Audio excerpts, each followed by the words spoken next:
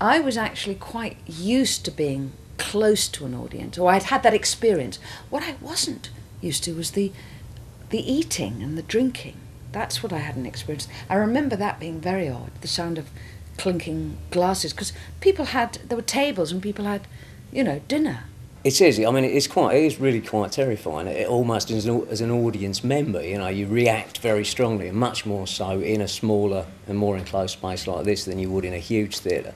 And I think that's what makes it more important. It's a much more intimate, with it being much more intimate surroundings, and you get a much bigger oomph when something happens. Closeness, I could tell you about closeness. It was our first preview, and there was a woman sitting in that seat right over there by the stage, so you're basically kind of on top of the audience there. And on the first night, on the climactic scene, I dropped the music box onto the ground, and I'm blind and searching for it, and the woman in the front row picks it up and sort of throws it back up onto the stage in front of me, and then sort of places it there, and the woman next to her goes, "I can't take you anywhere." And I'm sort of sitting with the music box, which I wasn't supposed to have found, but it was great. I mean, the audience laughed and were right there with us, and it just gives the excitement of small theatres. This place is completely unique on its own. It stands on its own feet, and I came over specifically to work here. I came over an ocean to work at the King's Head, so I could do what I wanted to do as far as directing is concerned. When I was here, there was talk of the fact that the King's Head was kind of struggling for money, and there was a feeling there that, it was just managing to keep itself going. And that was like 14 years ago. And through everything that seems to have happened, those signs are still outside. Well, when I got to the King's Head, I mean, looked, it was actually just practically derelict. They were still doing the place up. And I sort of looked and I thought, well, we've got all these chairs, bentwood chairs, around these small tables, which were actually still loose. They weren't screwed to the floor like they are now. And the audience won't be able to sort of see, because it's on the same level. So I said, Dan, is it possible to get some sort of just raised platform as a bit of a stage? And he said, oh, yeah, all right, leave that with me. And overnight, while they were actually still sanding the floor of the main pub and everything, they went out and pinched some wood from some house that was sort of being knocked down, derelict, and came back and sort of erected a little stage, which is still there today. There's historical precedent for things that are precious that we've lost, and we don't know how to replicate that. For instance, take a Stradivarius. They have taken apart some of those instruments, figured out what the glues are, what the woods are, computed them, tried to replicate them, and guess what? It can't be done. And that's an art form, Stradivarius and his instruments, that is gone. No one knows how to do that anymore. And the point I think I'm making is that no one perhaps really knows why this is a special place, except they know it's a special place. To lose this place, very big mistake. What are you going to replace it with? Nothing? That's a viable alternative? I don't think so.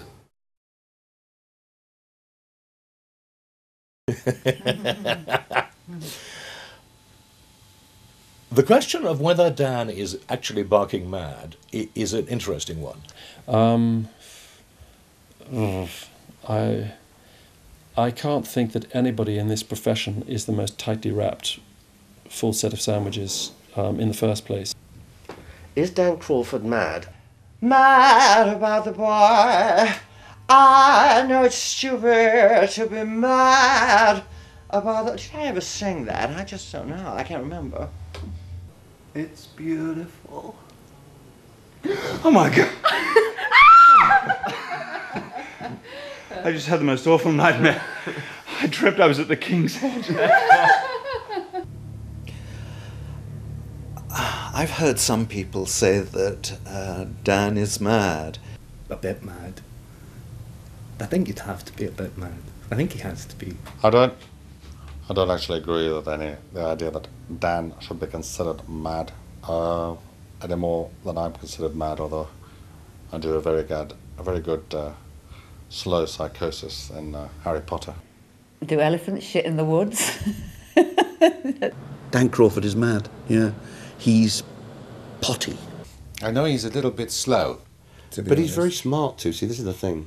Dan's smarter than he lets on. He might not be human. I think really he's Peter Pan. And I think secretly it's really quite confusing for him that he's not actually 9 years old wearing an oak leaf tunic and having a whole bunch of fairy dust in his pockets. He's this elf, you know, with this twinkle. I've never seen him touch a stair. He flies up and down. I love that about him. I'm not sure. I'm not sure if Dan's mad.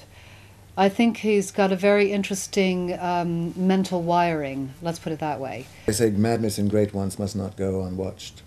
Is that what they say? Apparently. Shakespeare said this. Did he say that? Apparently.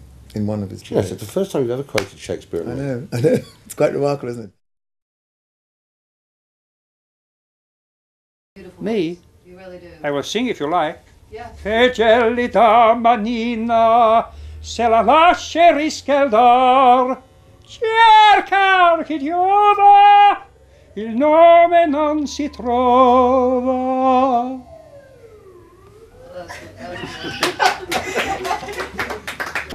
So even when the darkest clouds are in the sky, you mustn't sigh and you must not cry. Just spread a little happiness as you go by.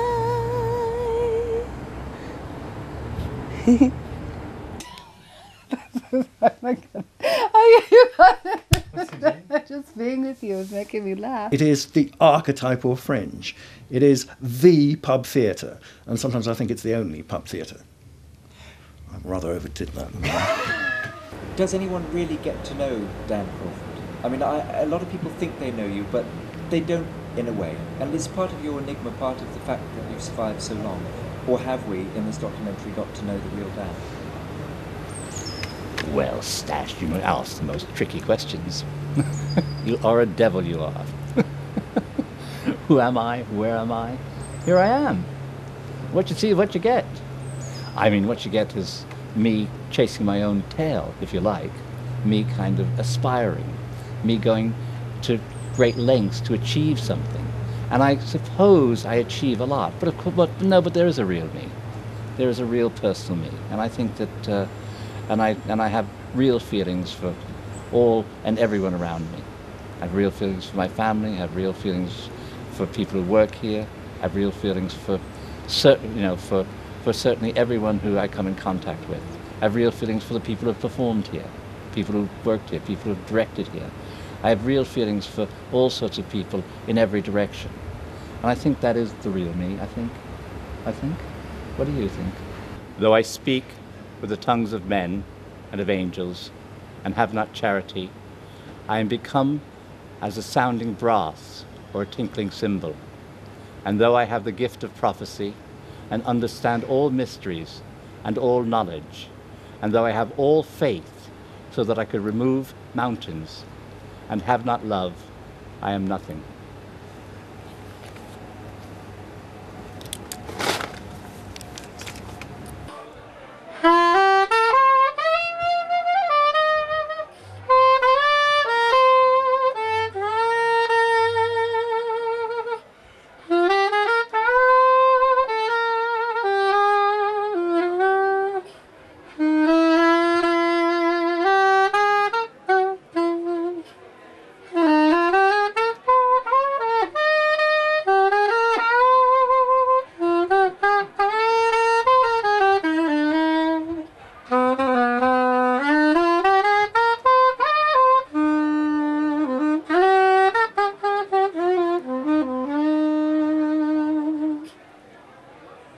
Thank you very much.